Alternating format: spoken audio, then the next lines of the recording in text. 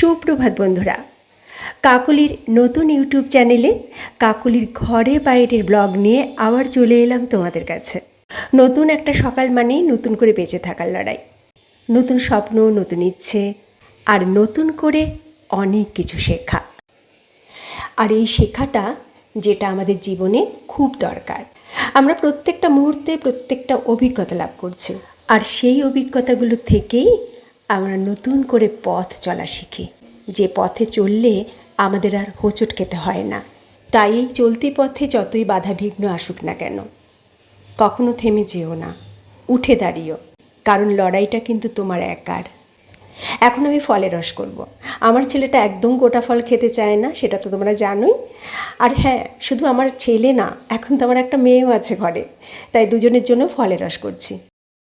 আহিলি এখন অফিস বেরোবে। ওর অফিসটা অনেকটা দূর, সেই নিউ টাউন। ওর বাড়ির থেকে বেশ কাছে, কিন্তু আমাদের কন্যগড় থেকে অনেকটা দূর। বেচারি মেয়েটার খুব কষ্ট হয়। ছেলে ওকে গাড়ি করে জিটি রোড অব্দি দিয়ে আসে। ওখান থেকেও বাস ধরে, বাস একদম অফিসের সামনে নামায়। যেতে প্রায় 2 থেকে 2.5 ঘন্টা সময় লাগে বাসে। বাইরে যাদের বেরোতে হয় তাদের খুব কষ্ট এই গরমে।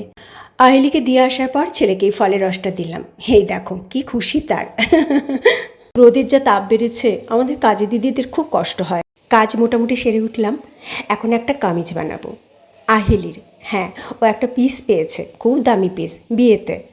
ও বললো, আই এটা আমাকে বানিয়ে দাও। পারি বলেই তো বানিয়ে দিতে পারি, তাই না?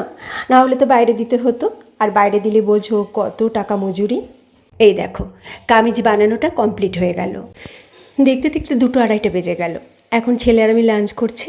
আর সবশেষে দুপুরটা রেখেছি শুধু আমার জন্য।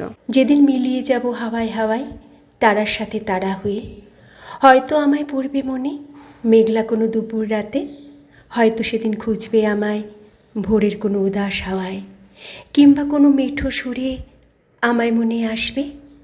হাজার লোকের কোলাহলে হয়তো আমায় খুঁজবে।